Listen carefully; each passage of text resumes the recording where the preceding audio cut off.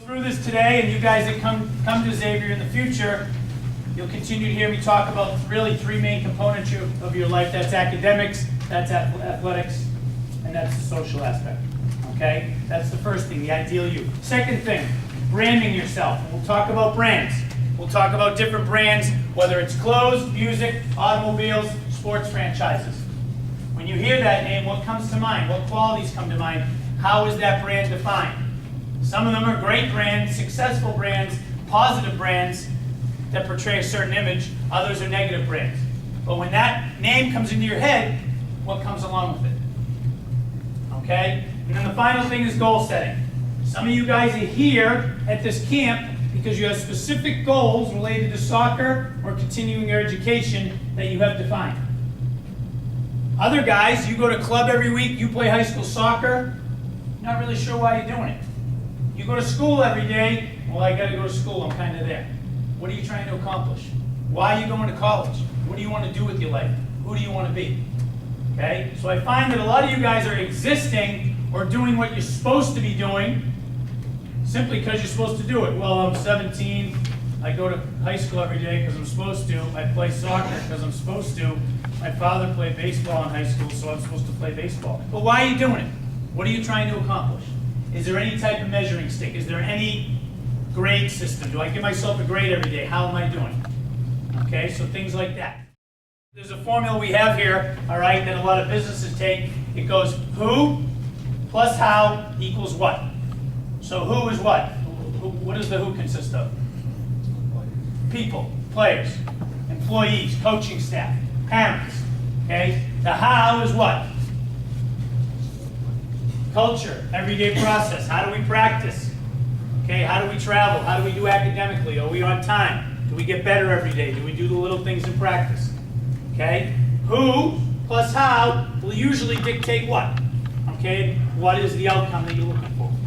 Now the example I always use when I talk about this is academics, okay? If you go to class every day and you're there all the time and your attendance is good, that's a start. If you take notes when the teacher's writing them on the board, that's another thing. If you do the required readings, if you do the homework assignments, if you go over the study guides, if there's any extra tutorial sessions, especially when you get to college, usually you'll get a pretty good grade. Okay? You can't walk in a classroom and say, I'm going to get an A. I have to go get an A. You can't go get an A. The same way you can't show up and say, all right, here's what we're going to work on at practice today, guys. We're going to work on winning. You can't work on winning. You can't work on winning a game. But you can work on the things or the process or the variables. Probably the most profound thing we did is it was kind of cheesy, but I talked about the success bus. And we drew a bus, and we put Atlantic 10 Championships on the front as a destination. And the first week I said, here's the bus, I'm going to put a picture of it, you can check it out, you can look at it, you can kick the tires, see what it looks like. I'll give you 1 week.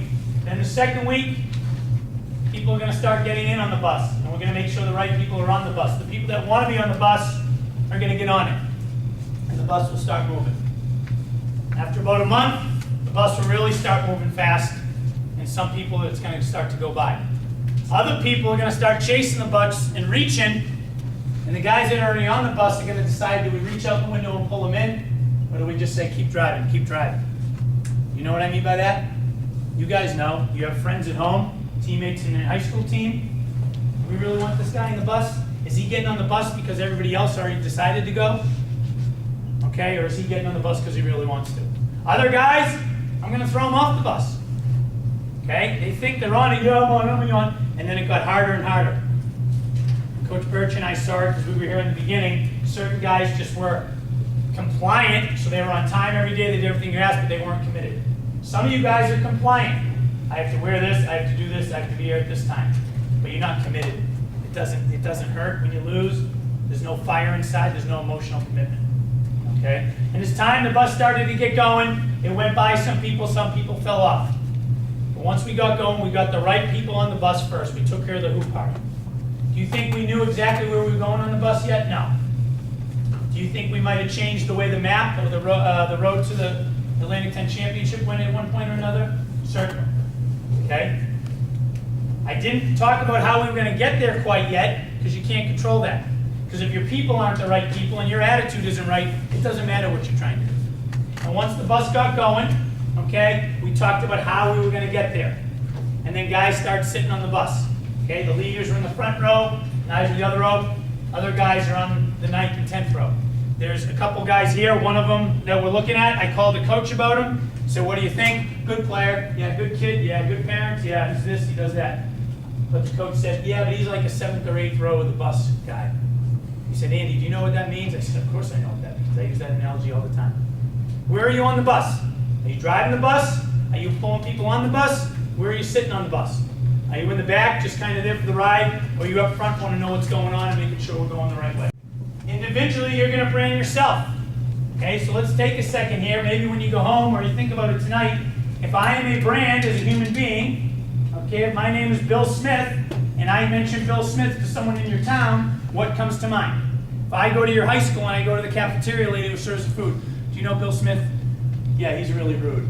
You know, he talks back to me all the time. All right. I go to the guy who works at the pizzeria in your town where the kids hang out. Do you know Bill Smith? Yeah, great kid, always shakes my hand, calls me sir, looks me in the eye, always leaves me a tip, great parents. I know him. Next door neighbor, Bill Smith, party every Saturday night, raging psychopath, comes home at 4 o'clock in the morning, fights with his parents. Loser. Okay? There's always someone watching you guys, and whether you think it's only your coach and your girlfriend and your parents who has an opinion about you, you'd be surprised in your town how many people know about your brand and how many people are aware of your brand. Okay? Your brand is what you stand for. Your brand is what you believe in. Your brand is what you do. And I'm not a poet, but your brand is also your crew. That's me trying to be cool when I talk. Okay? Who you hang around with defines your brand. And right now, a lot of you guys are at that age where guys are starting to go one direction, some are starting to go the other. Okay? Some guys are getting on the wrong bus, there's a fork in the road, and you're like, which bus do I get on? If you have a problem with a friend, a good friend, a real friend, 2 or 3 days later, things will be fine, they'll get over it. They won't hold it against you. If you try to make a decision that's not the most popular decision, such as not going to a party, not getting into a car with somebody who I've been drinking, okay, not doing A, B, or C, your real friends might disagree with you at first, but they'll come back and they'll understand. People that aren't your friends, they're going to hold it against you. Okay, and I certainly, my sophomore and junior year of high school, had my best friends and also my cool friends, and I kind of drifted towards the cool friends for a year or so. And they weren't bad guys, but they just lived a little faster than my cool friends, and they really didn't have the same type of goals. They weren't trying to make the National Honor Society, play college sports, and that type of thing. These guys were just, live by the day type guys. And the middle of my junior year, I realized who my real friends were. I fluctuated back to my other guys, and then I got married 7 years ago. George Yarborough, roughly? Yeah. 05? Yes. Yep, Ernie was at my wedding. Okay, and all 5 of those guys were my best men and my groomsmen in my wedding. Branding, you should have athletic goals. So I want to be all-state this year. I want to make varsity this year. I want to be conference player of the year. I want to be all-county. I want to play college soccer. I want to get a Division I scholarship. I want to win something. Got to have team goals, guys. Just not individual. Okay, you have to have athletic, academic goals. 3.0. Okay, maybe AP, a couple classes. Okay, maybe an academic scholarship to a university. Maybe National Honor Society. Whatever it is you want to do, you have to have academic goals. And then you also have to have social goals. Maybe ask a girl out that you always like. Maybe go to prom. Maybe to go out 1 or 2 weekends a month. Maybe to get your license. Maybe to do whatever, something that you haven't done or wanted to do or thought about doing. Okay? Here's why you need to have goals. First of all, if you have goals, okay, there's a reason you're doing things. If you don't have any goals right now, you're basically just existing. You're living. You have a pulse, and that's about it. Okay? When you have these goals, they have to be 5 things. S-M-A-R-T, SMART. So they always say set SMART goals. Specific goals is the S. Not be great. Well, that's not specific. Or be awesome. That's not specific. Okay, specific goals. Measurable goals. Okay, be great. Can you measure that? No. I want to score 20 goals this year. You can measure that. I want to lose 15 pounds. You can measure that. I want to get a 3.0. You can measure that. Okay, M, measurable. A, attainable. I do not want to be the head coach of Manchester United because I can't. Okay? We had a kid this year we looked at to be a 3-year backup goalkeeper. and to start as a senior. And we looked at him a little bit, never got on campus, just exchanged a few emails, and he wrote me an email and said, Coach, I'm committing to school B. I said, great, congratulations. He goes, this is giving me the best chance to be in the EPL and play in Europe and be on the national team. And I went to Coach Birch's office, I said, you gotta be kidding me. That's what his goals were. Attainable? Probably not. Okay? Are realistic goals, very close to attainable. Be realistic. Okay? And then T, time sensitive. Okay? You might want to set a goal that has 4 years to it. You might want to set a goal that has this coming season, which is about 2 or 3 months from ending, for that. You might want to set senior year goals. You might want to set high school goals, college goals over that 4-year career. Okay? These goals, when you set them, will lead to what's called the ideal you. Okay? And the ideal you, okay, whether the people in town think a certain thing of you like I talked about, whether it's people at your school, whether it's your family. And quite frankly, some of you guys got to sort out what your family member think of you, what the people who you live with, how they view you before you worry about what people outside of you think. You all have to think about both. Because you could be the greatest guy in the world and say hi to everybody in town. Oh, he's just such a nice guy. If you're a pain in the ass to your parents, that's not good enough. You got to make sure you respect your parents first. You take care of your relationship with your brothers and sisters and your parents. Okay? And then, hopefully, the outside community will look at you the same way. Okay? But the ideal you, what does that look like? Again, athletically, academically, socially, behavior-wise. Okay? What are my habits?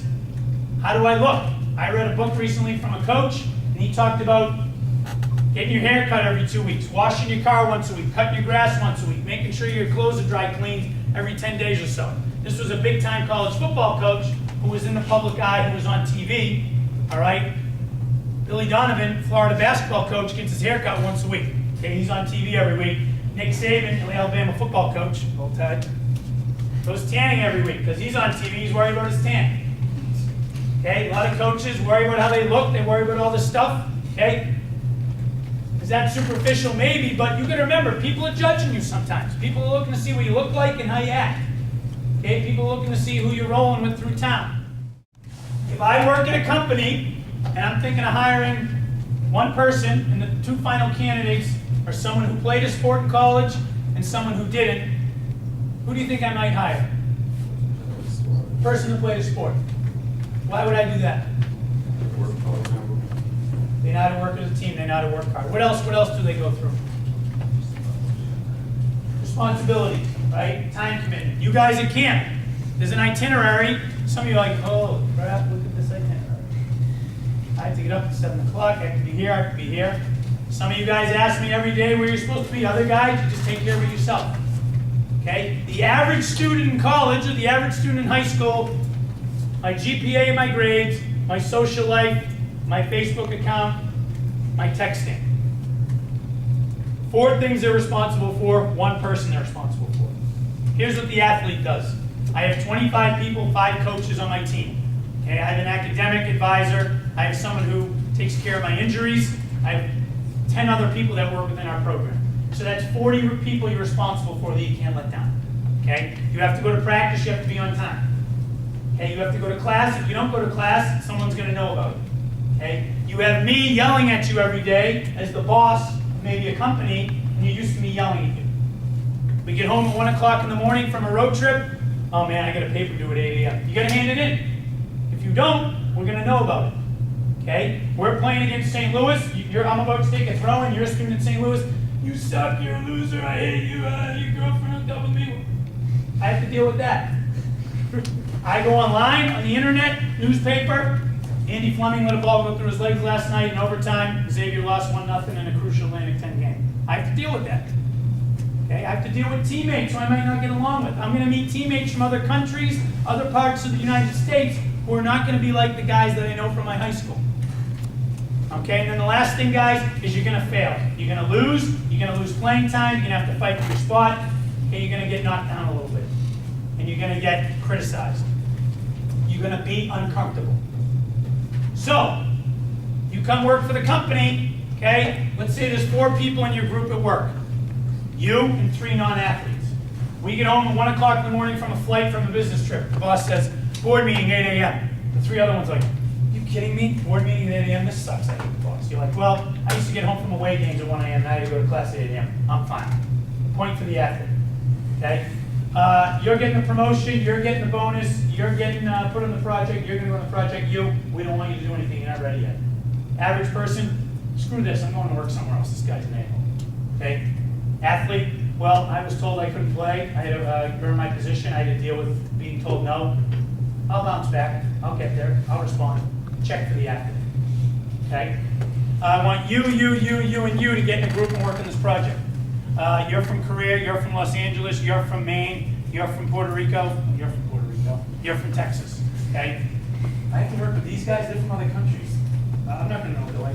Well, I played in a college soccer team with people from all over the world. I'll be able to get along. Okay?